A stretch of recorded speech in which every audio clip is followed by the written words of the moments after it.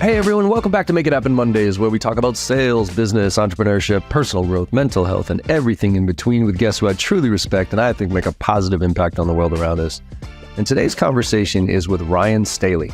Now, Ryan is the founder and CEO of Whale Boss, where he helps technology founders grow from $1 million to $30 million through a lot of the principles he used to achieve the same results personally. He's taught over 800 CROs, VPs of sales, and leaders on his proprietary enterprise sales framework for startups, companies like Google, Amazon Web Services, and Stripe, and many others. And that's what we focused on. This was an AI conversation through and through. So if you're sick of the AI conversation, you might want to log off now, but I'd highly recommend you listen to it because there's still so many people out there that are not paying attention to what AI is going to do and is currently doing. And so we got tactical on this one.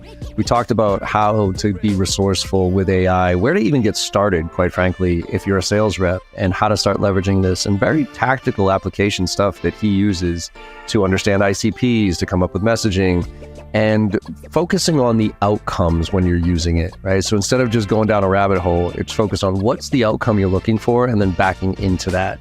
And then how to position your company and your team to crowdsource intel on AI, which really aligns with some of the things that I've been telling my clients these days. So we even got into stuff like a chief AI officer and how that is the new role coming out and how it's going to be so important for sales organizations and organizations in general. So hope you enjoy the conversation as much as I did. Let's make it happen.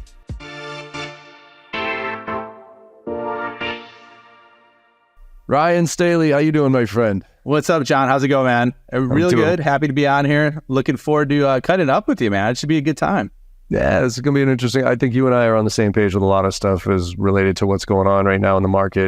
And we're going to talk a lot about AI and the practicality of it and how to leverage it and all that stuff. But let's give the audience a little background of where you came from and what you're up to today. So kind of that journey. We're going to start with a little bit of your journey, if you will, and then we'll get into some of the tactical stuff. So give the audience a little color here. Yeah, so effectively I had when it comes to sales, I've eaten the turd sandwich, if you will, with the type of jobs I've had. I started all the way from like door to door to it was inside sales before, which is effectively called an SDR, but I worked in like a boiler room. So that was a character building job. And then, progressed in that to outside sales, enterprise sales, management, leadership, partner. And then I grew an enterprise group from 0 to 30 million in ARR in like 5.5 years with 4 salespeople. So that was a blast to do. We didn't have any marketing or SDRs, so I had to get highly resourceful in terms of how we did it. And then, for the last 2.5, 3 years, I've been sharing with companies like how to execute and actuate that. And recently, I've been infatuated with AI ever since the founder introduced me to it on my podcast about 11 months ago. I've been all over it. So yeah, that's kind of what I'm up to right now. That's like a super quick 1-minute summary, which is weird, summarizing like 25 years of your life in 1 minute, but that's what I tried to do right there. No shit. Yeah, it's easy. Dude, let's unpack it a little bit though. I want to go back a little bit further though. I mean, with you and what you're doing, look, sales, I think everybody in sales has that entrepreneurial gene in them, right? Because otherwise they'd just get a job and do whatever. Where did that come from for you? Like back up into the childhood type of stuff. Like, did you have parents that were entrepreneurs? Did you have something to follow, or did you just figured it out a little along the way? Yeah, well, that's a great question, Matt. So my parents were entrepreneurs. They were actually the opposite. So they worked for the machine, right? So my mom was a teacher, like 3rd grade teacher, special ed teacher. And then my dad was a cop, right? And so we were lower middle income. And, one of the things that always stuck out to me is I saw my parents like literally busting their ass, like trying to go above and beyond. And then if they did a really, really good job, they might get a raise of like 3%, right? Or 4%. And so it just kind of killed me inside to see them working so hard, but not having the measurable results. And so there are measurable results from a compensation perspective, or just even a career growth perspective. Like sometimes they had to wait for someone to die or get promoted before they can get promoted, right? It's the very blue collar. I'm from the Chicagoland area, Midwest, kind of manufacturing background, I guess you could say. And so from that, it triggered me to say, hey, like, I want to do something where I can get compensated based on the results I create versus just the effort I put in. And that's how I got turned into sales. I think that's if I were to poll it, I bet you there's a point where everybody kind of realized that, where it was like, hey, no matter how hard I work, I'm not going to get much further. So therefore, why should I work that much harder? And, once that happens, you have that itch of like, wait, I want to go find something where my effort is directly reflecting on my income, if you will, in some ways. That was what got me, even in sales. Actually, I was at Xerox for a while, and I just remember they had such a corporate culture in the sense that you had to spend 2 years doing this and 2 years doing that, and then you got the opportunity to be a promoter. And I remember being like, wait a minute, I'm kicking ass over here. Like, I'm crushing it in my role. And that guy over there ain't doing shit. And so you're telling me that we're both going to get the opportunity to get promoted at the same time? Yeah. Like, I'm good, man. And that's when I bounced and got into quote unquote entrepreneurship. But yeah, I think it's always an interesting journey of where that itch hits, and whether it's because of you saw your parents and they emulated something you wanted versus something you didn't. I think both of those are equally strong motivators for people to get into this fucked up world. No, I mean, good for you. Then it sounds like you realized it really early. It took me a while, and I think one of the things too that, or I should say, kind of pushed me over the edge in terms of going into entrepreneurship is I saw a pattern too. And the two patterns I saw is, one, your stock options, your equity is never close to the value that's projected. So that's one. And then two is, if you get good enough, effectively you're always going to need to sell more, and you're going to start making less. Like, those are like the two truths of sales and sales leadership, which suck because you would think it's not that way. But that's kind of what I learned the hard way, where I'm like, all right, screw this shit. I want to do it on my own, Yeah, that's then you get a whole host of other problems, right, when you go off on your own. But at least they're yours. And I'm reading the ebook. Have you read the ebook Revisited by any chance? No, I'm sorry. I haven't. I'm sorry. EMyth Revisited. Have you read that? No, I have to. I've heard about that. Do you like it? Is it good? The EMyth Revisited. The EMyth I understood fundamentally, and I knew I wasn't going to fall into that trap. The EMyth Revisited, I fell into the trap that they outlined, and what was so scary about it is, they said, a tactician, somebody who's really good at a certain thing goes off on their own because they think, and they call it an entrepreneurial seizure. You're not an entrepreneur. You had an entrepreneurial seizure. You kind of woke up one day and said, that guy sucks. Who I'm working for. I can do this myself. But then you get into it and you realize, oh my God, I can't just do what I love. I have to do finance. I have to do sales. I have to do all these different things. So true. So then you hire somebody to do that, and you offload a ton of shit to them. And eventually things start falling apart because you're not paying as much attention, and then you downsize back to where you can control your shit, and then you die. So basically, like, that mapped out what has happened to me over the past 6 months here. I was like, holy shit, I grew and then downsized back to this, and I'm desperately now trying not to die. I don't think I got those plans, and this is the transition to AI of where I think AI is going to bring us, and hopefully, me personally. So with your you talk a lot about leveraging, in the prep for this, I looked at a lot of different ways that you're currently using AI right now, from identifying ICPs and all these different things. How should the average rep look at it right now and get themselves into it? Because it is scary, and it is not just scary, but it can be, and I'm a testament to this, a massive waste of time, right? Like, where you go down a rabbit hole. There's been times where I'm like, oh, this is kind of neat. And like 3 hours later, I pick my head up and I haven't done shit.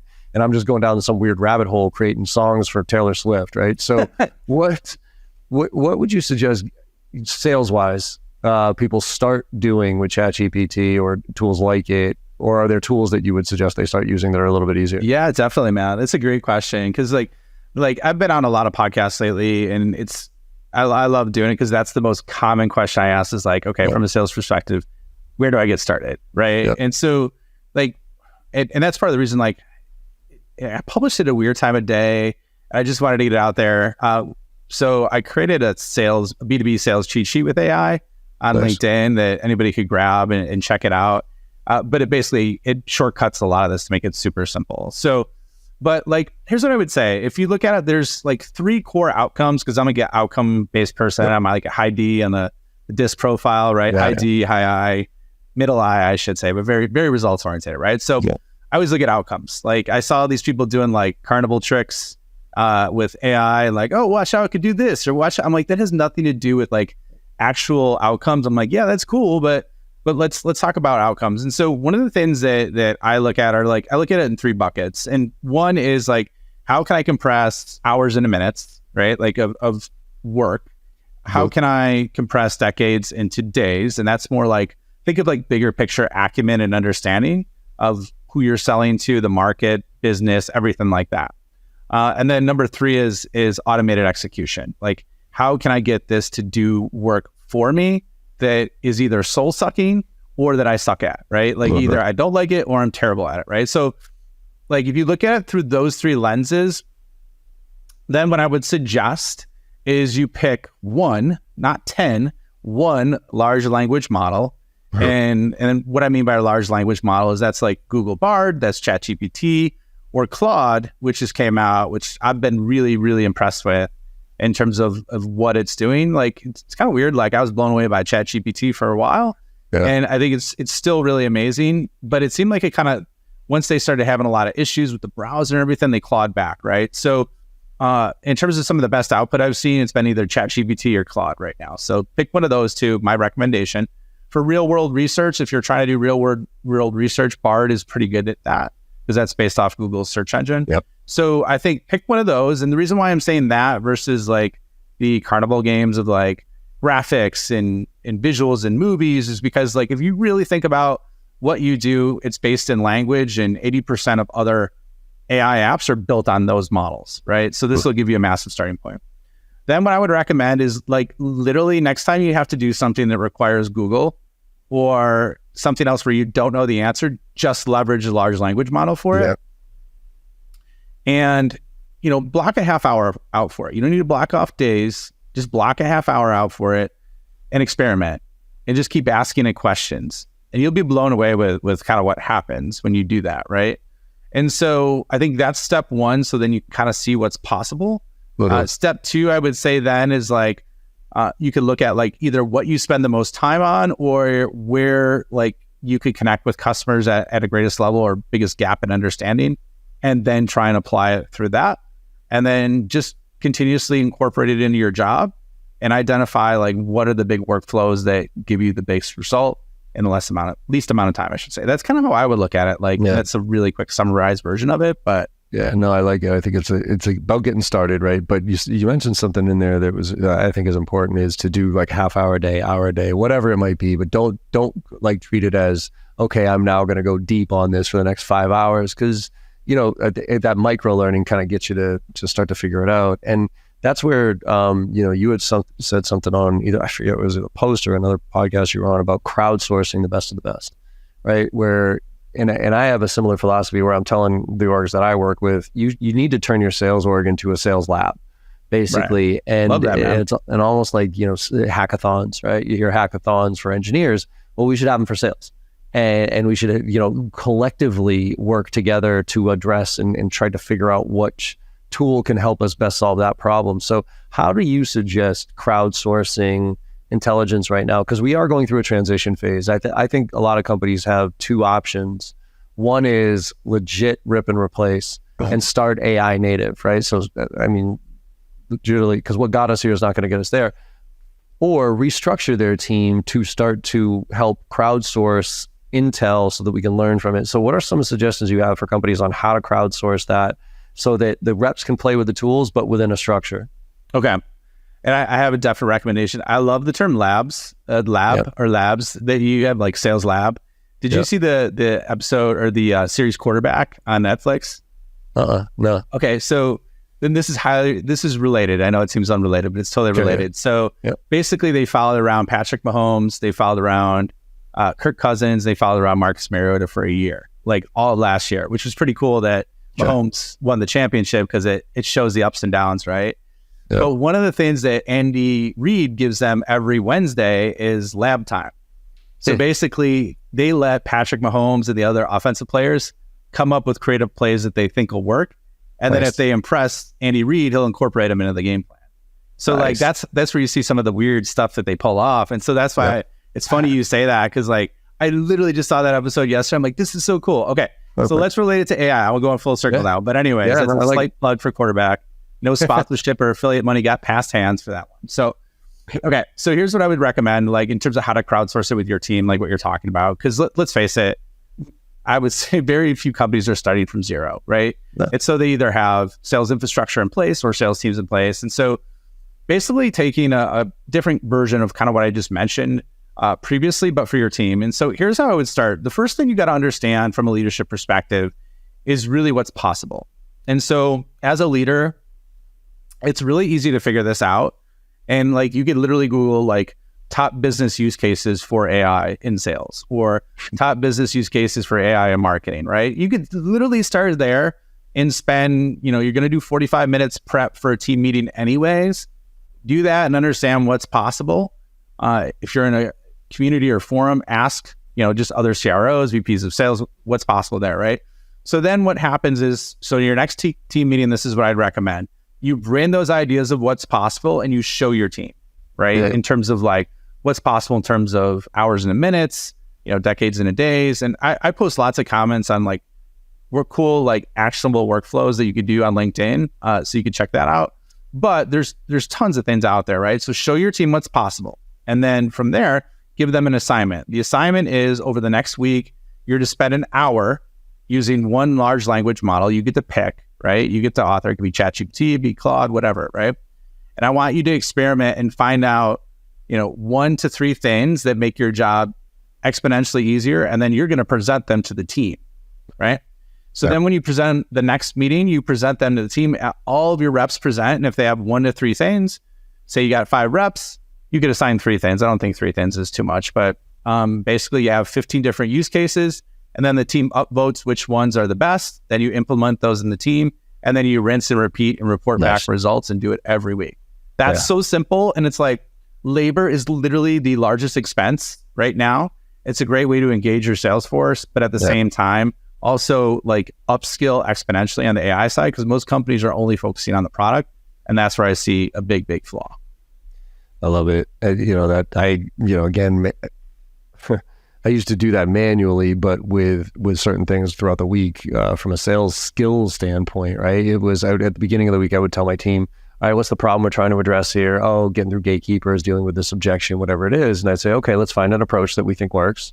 Let's write it down. And now this week, whenever that thing happens, you have to tell me whether it worked or not. Like just keep a little back and back with math. And then I would add up all the numbers at the end and say, hey, we hit that, whatever it was, that objection 100 times. We got 30 positives, 70 negatives. That's actually good, right? Let's go. So I think that continuous improvement is critical, but you have to involve the team. So how do you give them structure? I like the structure that you broke down there. Do you give them would you give the team a structure on how to approach it?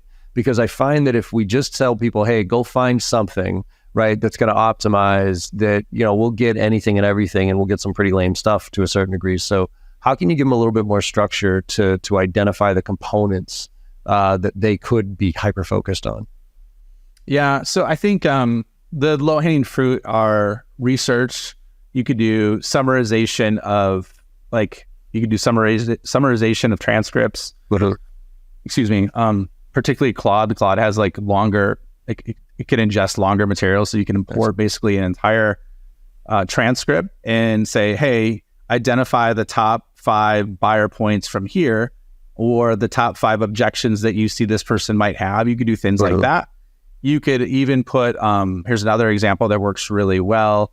Trying to think, you could do this with Google Bard, because ChatGPT doesn't have web browsing enabled anymore, but effectively you could copy a link for someone's website, like say someone you're trying to sell to, and say, identify the top 3 to 5 things that are most important to this organization and what objections they might have if I'm trying to sell them why, right? Yeah.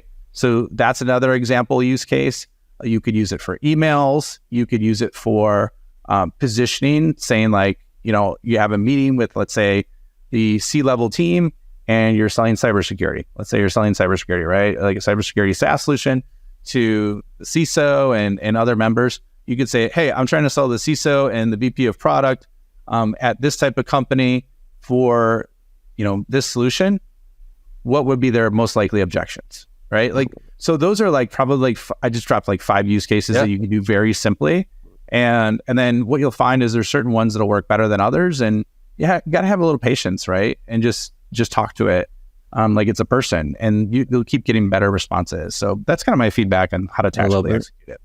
How do you prevent the team from not just taking looking at it as a silver bullet is, I guess, what I'm trying to get to, right? Because I think I always think of it as the human's got to be the last mile, right? Let the data do all the, let the AI do all the heavy lifting, research, write the emails, but before it goes out, Make sure you check the sources. Make sure you make, this makes sense. Because we were joking around. I was meeting with Henry Schock over at Zoom Info last year. And, earlier this year. And my CTO actually prepped me for the meeting by using ChatGPT to summarize their 10K annual report. And he used ChatGPT, which again, 2021, right? Now, thankfully, I was like, okay, cool, thanks. And I looked at it. Thankfully, I didn't use too much of the data, but he reached, I got frantic text messages during the meeting, be like, dude, do not reference that. That's actually a 2-year-old thing. So what's your philosophy right now on that, where the human there's curiosity on the front end, prompts on the front end to get the right outcome, right? And I like the way that you look at it. You start with the outcome first and you try to back into that. But how do you prevent the sales reps from being like, oh, great, there's a cadence, hit send. Mentality-wise, structural-wise, what's your thought on that? Well, I mean, there's like a million templates out there right now as it is, right? And what 99.9% of them suck. Yep. So it's like people could just scrape the stuff off the internet and pull it, or they could spam people, from we got so many automated sequencers and things like that. They could just pop in the template and do it. So it's like almost the same thing. I think, I mean, you call out a really great point though. You definitely need to pre-frame it as like, hey, this will get you 80 to 90% of the way there. You still need to check it and, verify it. And, good way to do that, I think, this is how I kind of found like the stretches and limitations with the models, at least in my opinion, is I started off with things that I knew and I asked it on questions that I knew and wanted to see like how close was it to like what I knew was true, based on my experience and wisdom. And then I started to expand, and then I would just kind of double check the more I go outside of my edge of understanding. So that's a good way. What's the mentality? Because I think a lot of with the clients that you work with, how many of them are like really optimistic and are like, okay, cool, how can I use this? And how many of them are still the naysayers and still? I mean, I'm guessing you don't work with the naysayers, but how many opportunities you come across where the CEO is like, no, there's too much going on, too many variables versus no, we know it. Because I think there's almost no middle ground right now. I think there's so many people that are just like, fuck, I don't know what's happening, so I'm just going to stay focused on this and what I can control. And then there's a whole host of us that are like, fuck it, try it, screw it, see what happens. First of all, how many people do you come across that are in those buckets? But then second, how do you open somebody's mind up to the possibilities from a business standpoint of what they can do this from a leadership standpoint? Great question. So I haven't run into a lot of people that are naysayers. Okay. And the reason being is because like I work mostly with tech companies like you, right? So I think, however, I have seen naysayers, I'm not going to mention names, outside of tech, of people that I know, not just from a, let's say, community perspective or colleague perspective or personal perspective, right? So they have very strong feelings, and usually that's rooted in insecurity. And granted, there's a lot of sensationalism out there but that's to sell headlines, right? I think with someone who's a naysayer, the simplest thing that you could do is literally, and I did this it was funny because my sister wasn't a naysayer, but she's a doctor, right? She's higher up in like the medical arena. And I'm just like, hey, do you guys have a chief AI officer? She's like, no. And I'm like, why not? And she's like, it's probably something I could go after, but like, I don't want that right now. Like, I don't want like another job right now. Like I'm like up to my eyes. But the simplest thing is I'm like, here, so what's something that you would have a question on, or something in your space specifically that, you'd have to get information on, or you want to understand better or something like that. And I'm like, give me a question. And so I had her give me a question. I popped it in the ChatGPT mobile app and then like showed her the response as it was populated out. She's like, wow, that's really good.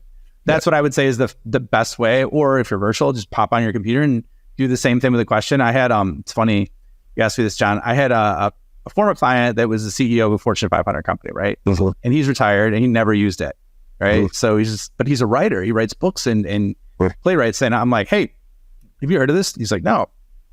I'm like, dude, this could help you out big time. And so that I showed him, he's like, this is amazing, right? So like, it's one of those things, is almost like you got to show people so they totally ingest what's possible, and then their mind starts working from there. Yeah, I think that's, once you kind of get hooked and see that, holy shit, I can do some stuff. And that's why I think it's important to just start playing around with it in general, like for your home use. You know what I mean? Like, like what's a good diet I should, I have high blood pressure. How should, what kind of diet should I do for myself? Or I'm going to a vacation. How should I plan this out? Just to get used to it, because I think you're right. We've moved from Googling it. I actually thought Google search was going to get killed because of like the TikToks and the Instagrams of the world, because the people are now Googling on TikTok and Instagram. But I think now, far more people are going to go towards a tool like ChatGPT to gain insight and not just Google it, because they'll get some context. Sure, man. So with that, where do you see the future? I mean, there's a lot of like, sky is falling. Holy shit, Skynet's here. We're all going to get fucking replaced. What are your thoughts on 5 years out? What does this look like? And let's just make it focused on the sales org, because I want to make sure that we prepare reps to evolve into this world. Some people are saying, and for a little bit more context, my friend Scott Leese, for instance, he thinks that in 7 years, their sales reps won't even be a thing. They'll be completely replaced.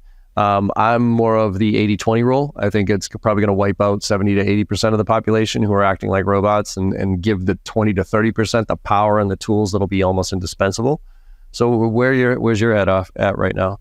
Yeah, I'm probably more in alignment with what you're talking about. I think, I definitely think the bottom third is going to get knocked out because of the fact that, it's kind of been heading that way with product-led growth. And as you see the product-led growth, dollar amounts that people are spending is continuing to increase anyways. And so I think with that, combine that with ultra personalization, that's going to shave out the bottom portion of the market in terms of the need for sales folks. In terms of as you start to continue to move up market, I think there's, in terms of deal size is what I'm talking about, right? Sure. Where you have to orchestrate, 12 to 15 people, and they're making hundreds of thousands of dollars in terms of decision that could lead to their career, whether them getting fired or promoted, right? Or staying status quo. I think that's where I think folks will still want people to talk to. And I think I'm optimistic on this. However, I think what's going to happen is it's going to make a different level of experience happen for the folks that are really good.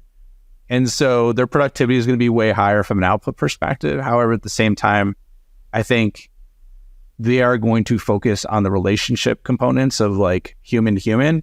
And then at the same time, another thing, I think as a result of that, folks are, because of so much AI in terms of you're going to have your own personal AI with email, you're going to have your own personal AI with content and all these other areas, it's going to really drive people to want to meet in person at events and other live areas. So you still need I don't think people are going to want to walk up to a ATM on wheels, and buy something from them, right?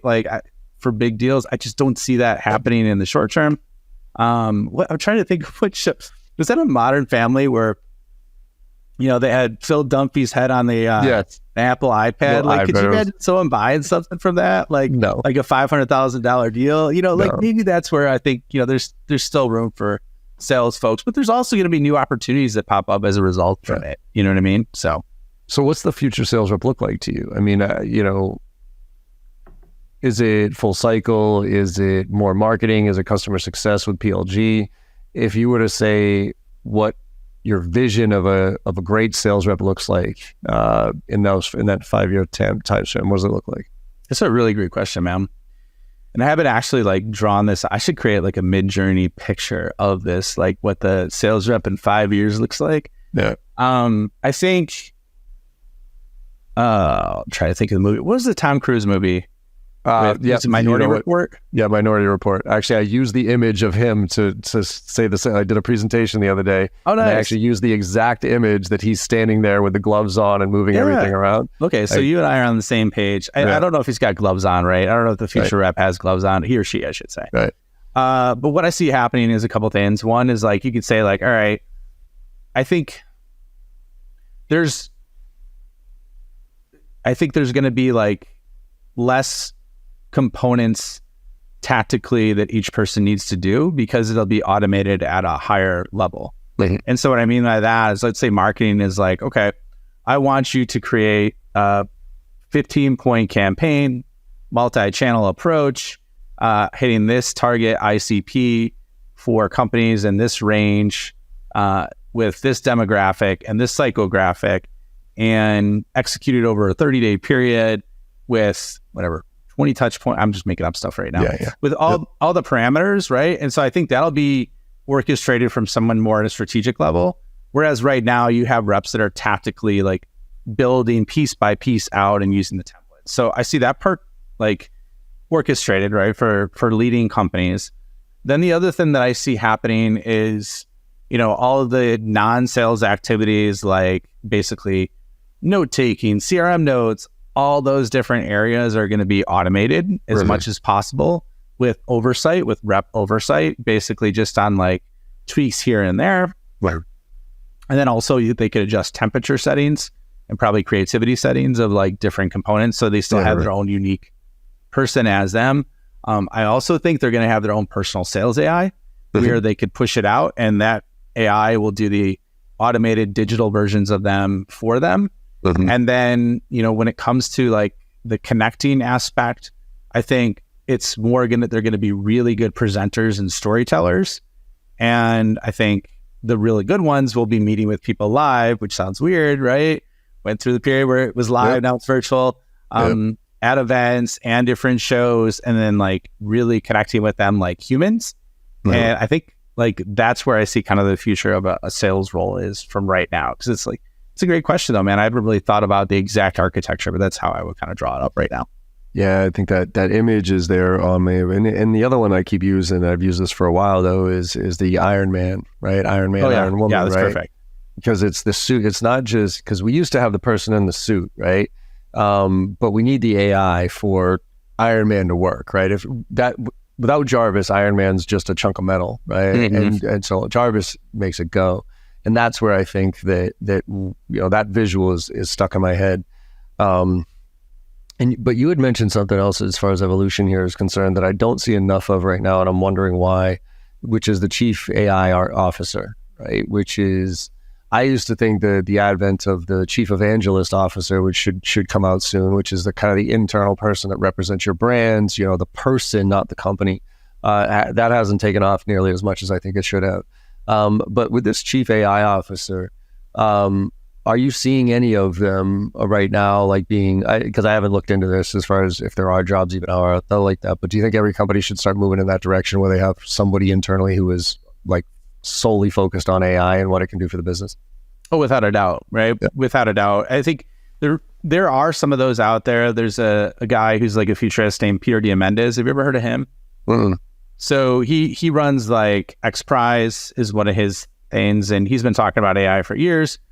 Very, very sharp. Yeah, I mean, he's got like 10 PhDs or something like that. But he's kind of part. I saw an event that he had, and Stability AI's CEO was there, and he's like, "This is going to literally be the single biggest change to mankind because of the rate and the effect, and this not just the rate and the impact that it'll have on people, right?" And so, I think here's why I think it's important. Why it's not happening are two reasons.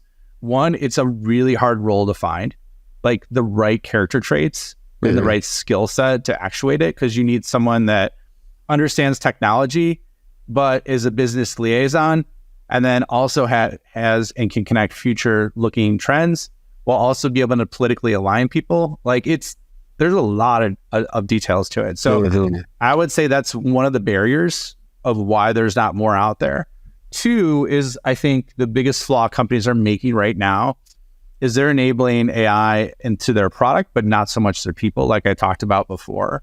And so I think they're focusing on AI, but solely through the lens of the product, right? And so what the chief AI officer would do is not only look cross-functionally with departments and projects and opportunities, but I think they would also look at the labor component, which, like, I mean, John, you see this. I mean, Mark Benioff's pissed that, people don't want to go back to the office. Other CEOs are frustrated with it. Productivity is down. What's the next step that they want to take? They're like, okay, I'd automate those people in a second, right? Like, good, bad, or indifferent. Like, I mean, I think that's where some people's heads are at. So, like, you got to get your shit together if you don't have it. You know what I mean? That's what I'm worried about is that there's this weird dynamic happening right now where the corporate world, the corporate culture is getting shook, right? Because now there's so many opportunities to do everything. But yet and reps are looking for purpose. They don't want to work as hard, it's just inevitable, right? Like I go into sales organizations, I'll come out of a training at 4:30 and I'll check my emails, and by the time 5 o'clock hits, nobody's there. That's just foreign to me, right? Like when I was trying to build up my career, I still work 16, 17 hours a day type of thing. So it's this weird dynamic of like, we want our people, but to your point earlier, people are the most expensive component of any business. Mm-hmm. And if those people aren't being productive and I got an AI tool to do it, so are we inevitably headed towards kind of a pretty high unemployment and universal income? Are you looking at it that way? Because I don't think that AI is this version of technology is going to do what the previous ones did, which is, yes, they replaced some jobs, but they also kind of equally created jobs and created new opportunities. I think there's going to be a whole lot of creation of opportunities, but I think there's going to be a massive cut in jobs. So if we macro this out, how do you see it impacting 5 years out? Yeah, I think you're right. I think there is risk for that. And maybe certain people need a wake up call, right? On like what's kind of required to be employed. Cause like you, man, I hard work was always like, work ethic was something that I've always kind of cultivated and built and have right now. Yeah. But it seems like some of that's starting to lack in terms of like different generations, and I'm not going to like identify who's who. But I think there could be a massive chunk of people laid off. I mean, like here's an example I saw, and this is just one micro example. There's a tool to edit video clips, right? Yep. That I was going to use an agency. The agency would have charged $600 a month, right? Mm-hmm. And this tool costs $40 a month. I get the videos back in 15 minutes. It would have taken 48 hours for each video before, right? Like, so that's going to continue to happen. And so like, you have two options. One, either you get on the right track and you start to take advantage of it, or you're going to get left behind. In terms of massive unemployment, like I think there will be some unemployment. There's going to be some new opportunities. But what I could see happening, John, and this is something not talked about very often, is how it is. It's like we had Obama and then we had Trump, right? It goes back and forth in terms of extremes, right? Yeah. So I think what'll happen is people try and automate the shit out of everything, and then it'll work to an extent, but then there's going to be a disaster. Like something goes like ethically wrong that crushes the company's brand, and then they're like, oh shit, we do need people, right? And then it'll scale back. And so I think there could be an element of that too, where there's some learning, because like, I mean, even look at ChatGPT right now, like they're getting sued by authors because like they potentially, I don't know for sure, just like pirated copyright information or whatever, and like Sarah Silverman is suing them and a bunch of others. And so like you don't know where legally some of this is going to lead, because there are some potential holes in some of this as well. Oh, there's some huge holes, and that's the danger though, right? Like when crypto fell apart, I was on that trend all day. I was like, holy shit, because I've always said the US is going to get knocked off the top as soon as the dollar gets knocked off as being the world currency, right? And I looked at crypto and I was like, that's it. Like that's the thing that's going to kill us. But then there's no regulation to it. So and that's people's money. So the mass adoption of it is until it's secure and there's somebody you can phone up and says, where's my crypto? I kind of, if I really looked down, I could have predicted that crash, right? But AI is different. It is fundamentally different and there's no way we can put regulations on it, right? Because if we do, China, Japan, all those other countries aren't. So it's almost like you have to take the good with the bad and almost hope that the positives outweigh the negatives, or the good bots beat the bad bots type of thing. Because this is Pandora's box that's been opened up, and it's not going back in the box, right? Mm-hmm. So totally agree, man. I think you nailed it. What do you see? Like, let me ask you this, John. So what do you see like the best use cases in sales right now, like from your perspective? I think it's a lot of what you talk about, which is kind of the micro compare. What I do is I look at manually, what am I doing to prepare for this meeting, like you brought up earlier. And then I'll double up the time that it takes for me to prepare for a meeting, so I can do the exact same preparation. I can take the same amount of time and using a tool like AI and see if I can get to the similar conclusion to how I would prepare for it in the first place. Mm-hmm. So if it takes a little bit longer, but it's close and I can teach it, then therefore it's going to be that much better than that thing.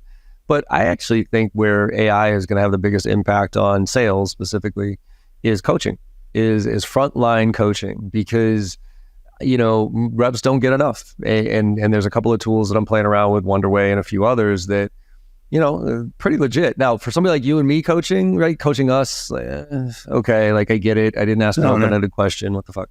But for like that 22-year-old kid who's not getting any coaching, I think that's where that personal AI assistant's going to come in pretty handy. But just tactically, it's. I mean, you had mentioned something as far as looking at, ICP stuff, like taking your existing accounts and reverse engineering them with AI and really getting into the nuance there, or messaging or those type of things. So it's more point than it is anything else. I'm shying away from personally the platforms that are using these tools, because they're using it within the platform, which I think is fantastic, but I don't want to rely on a platform compared because of how fast things are going right now. Yeah, like I feel like a lot of these platforms, they're, for instance, putting ChatGPT 3.5 as the engine behind it, but then all of a sudden, Claude comes out, or something else way better comes along and kind of makes that whole platform now not as relevant. So that's why I'm looking at the free tools and playing around with them and just getting used to them. Makes sense. Yeah, it totally makes sense. Because there's definitely different use cases for different tools that they do better than the others, right? Yeah. So, I think... What are your favorites? Well, favorite use cases, if you will. It is changing a lot, man. Do you know how many plugins there are now, by the way? Oh, God. No, I don't know how many, but I'm assuming there's got to be a million of them. I got a sheet on this with all these plugins. It's just 6,400 plugins. Jesus. 6,400, right? Already. Right. Plus. More than that. Not just 6399. It's 6,400 plus, right? And so I think when you look at creative writing, ChatGPT and Claude are very good. Real-time insights is, as long as you give it links. Google Bard is really good, I think, from that aspect. When you look at graphics, I think Midjourney is really strong, Stability AI, and then Runway is really good for video. But then, I look at three opportunities that are really big when it comes to it. Either stacking prompts, right? So you could stack prompts in terms of once you start with it and give it context and then keep having conversations, you could stack and create a whole workflow. So that's one example. You could stack plugins. So that means you could set up 3 plugins at one time and give it instructions, and it'll do all of it at one time, which is wild. So I said, take this video, I want you to transcribe it, I want you to create content, then I want you to create a new separate video on this with a voiceover, and it did all that with one command, right? Wow. That's another example. Yeah. So I would say stacking that, and then there's stacking tools, right? How do you integrate tools and stack them? And there's things like Zapier where, you can connect it. However, what I found with Zapier, and I don't know if your experience is this, but a lot of it works a lot better in theory than it does in practice, when you use it, because it's it's so easy, just do this. I'm this is amazing. And then it's you have an error. I'm what the hell, So I don't know, man. I think there's still a lot to be done. It's not all figured out, but I've had a couple hair pulling experiences with integration tools like that that have caused me heartburn. Yeah. And I think that's how you learn, right? I mean, you make mistakes, you fuck things up. And I think that's the key here is you're going to fuck things up, but you better start playing with it. So yeah, totally, man. Awesome, man. So what are you working on these days? Let's transition to kind of tightening things up here. But what are you, I saw you have this really cool proprietary enterprise sales framework that you bring to a lot of clients. Could you give a little bit of insights on that? And then let's talk about where people can get in touch with you. But I'm curious on this enterprise sales framework. So a couple things I'm working on today. And these were things that I'm a big proponent of practice what you preach, right? Yeah. And so there's 2 areas that I see and I focus mostly on mid-market plus when I'm helping organizations. So, and there's 2 core elements. There's pipeline creation, and then there's basically conversion, right? If you look at it, those, that's massively oversimplified, right? Yeah. But either you get it in the pipe or you sell it, right? Yep. And so on the pipeline side, there's 2, I think a lot of companies have opportunities to create a podcast as a pipeline and interview their clients. There's massive opportunity there, especially if you got higher ACV. Yeah. It's almost like pandemic golfing, along with referral-led growth. So creating systemized customer to prospect referrals. just like you would a process, but you like a sales process, you create that on the referral side. So that's on the pipeline side. And then on the enterprise sales, I saw a lot of when I got tasked to like grow that business group, basically the methodologies out there were kind of piecemeal and they were more internal facing. And so what I really started to look at is like, okay, on top of like qualifying people and having questions that you ask and making sure that you're with the economic buyer and, all of those details, right? That you, on top of it, also integrate orchestrating the people strategy, emotionally, psychologically, and logically throughout a deal when you're trying to work with 10, 12, 14 different people to get it across the line. So I think that's the big piece that I add on to that, all the way from, how to connect with them within minutes down to how to orchestrate people at scale, not manipulate, but orchestrate and get a movement within an organization. So then they come to, a shared outcome and, that helps us close deals as large as 20 million, as well as it was over, I think 35, 40 deals over $500,000 plus. So nice. Very cool. Love it, man. Well, look, talk to people where they can find out more information, what you're doing and where, if there's anything cool you want to point them towards. Yeah, man. So you want to learn more about some of the stuff I'm talking about on AI or just about me, ryanstaley.io for my websites. Like you can grab that, sign up for my newsletter, Superhuman Revenue. If you want content, like ongoing content, LinkedIn, I publish every day. And then I have the Scale Up Show where I interview SaaS CEOs on how they grow their companies. And so those are the key areas to find me, man. Love it. And it's just for everybody listening, it's Staley, Staley, on LinkedIn. And Ryan, thanks for coming on, man. I appreciate the conversation. This is, I think there's not enough of this. I think that can be had. I think some people might just still kind of, okay. But the ones who are paying attention, hopefully picked up some stuff on here to start moving in the right direction. So I appreciate you coming on. Yeah, man, it was a lot of fun. Love nerding out with you on AI. So that was really cool, man. So thanks for having me on, John. Absolutely. And everybody, thank you for listening as always. And as always, they say at the end of all these podcasts, go out there and make somebody smile today. Because no matter how bad you think your day is going or how bad you think it went, you make somebody smile today and you had a good day. The world needs a lot more of that right now. So thank you all very much, and I will see you on the other side. I hope you enjoyed that conversation as much as I did. With your support and our incredible guests, we're one of the top sales podcasts out there right now, and I can't thank you enough. Now, to keep the momentum going, it would mean the world to me if you could go and leave a 5-star review on your favorite podcast platform and share some of your favorite episodes with your network. Also, check out my new website at www.johnm.barrows.com, where you'll find even more ways to engage. There's a ton of free content, and you can also get trained from me directly as an individual or for your team. Look, I'm out there selling every day just like you are, and I'm doing my best to stay on top of all the latest trends in technology. So if you're looking to level up and you give a shit about this profession of sales, let's connect and let's make this happen together.